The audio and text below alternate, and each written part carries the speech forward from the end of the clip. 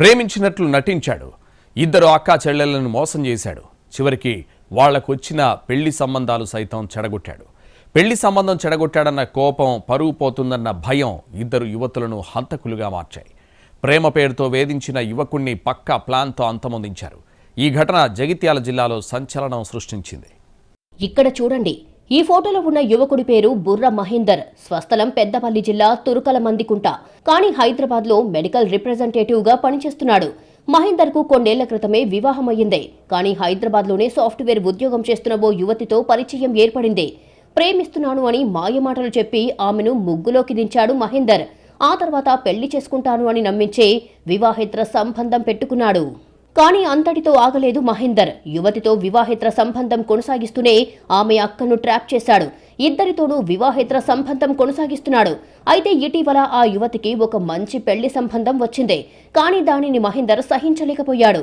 తన వద్ద ఉన్న ఆమె ప్రైవేట్ వీడియోలను చూపించి ఆ యువతికి వచ్చిన పెళ్లి సంబంధాన్ని చెడగొట్టాడు. అంతటితో ఆగకుండా ఆ వీడియోలతో మళ్లీ బ్లాక్ మెయిలింగ్కు దిగాడు. పదే పదే వేధింపులు ఎక్కువ కావడంతో మహేందర్ చెర నుంచి శాశ్వతంగా విముక్తి పొందాలని నిర్ణయించుకున్నారు అక్కా చెల్లెళ్ళు. అతన్ని అంతమొందించేందుకు పథకం వేశారు. పక్కా ప్లాన్ ప్రకారం యువతి మహేందర్కు ఫోన్ చేసి తన అక్క ఉండే గ్రామానికి రమ్మని పిలిపించింది. ఆమె మాటలు నమ్మి అక్కడికి వెళ్లిన మహేందర్తో రాత్రి 10 గంటల సమయంలో ఇద్దరూ గొడవకు దిగారు. వాగ్వాదం జరుగుతుండగానే ముందే సిద్ధం చేసుకున్న కారాన్ని అతని కళ్లల్లో చల్లారు. కళ్లు కనిపించక మహేందర్ విలవిల్లాడుతున్న సమయంలోనే అక్కా చెల్లెలతో పాటు అక్క కుమారుడు మరో ఇద్దరు బంధువులు కలిసి కర్రలతో విచక్షణరహితంగా దాడి చేశారు. తలకు తీవ్ర గాయాలు కావడంతో మహేందర్ రక్తపు మడుగులో అక్కడే కుప్పకూలిపోయాడు.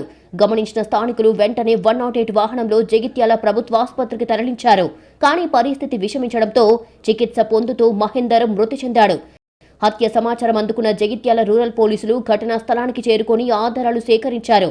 మృతుడి కుటుంబ సభ్యుల ఫిర్యాదు మేరకు కేసు నమోదు చేసిన పోలీసులు నిందితులను అదుపులోకి తీసుకున్నారు.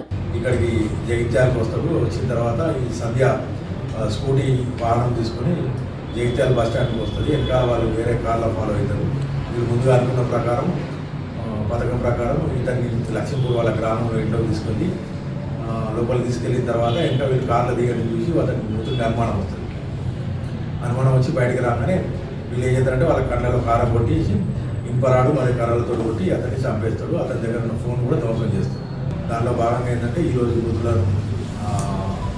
మృతుల యొక్క పంచనామా అనంతరం ఇవన్నీ విచారణ చేపట్టి ఇవాళ నిందితులను అరెస్ట్ చేసి కోర్టుకు ప్రొడ్యూస్ చేయడం జరుగుతుంది. క్షణికావేశం, పగ ఒకరి ప్రాణం తీయగా మరో 5గురి జీవితాలను జైలు పాలు చేశాయి.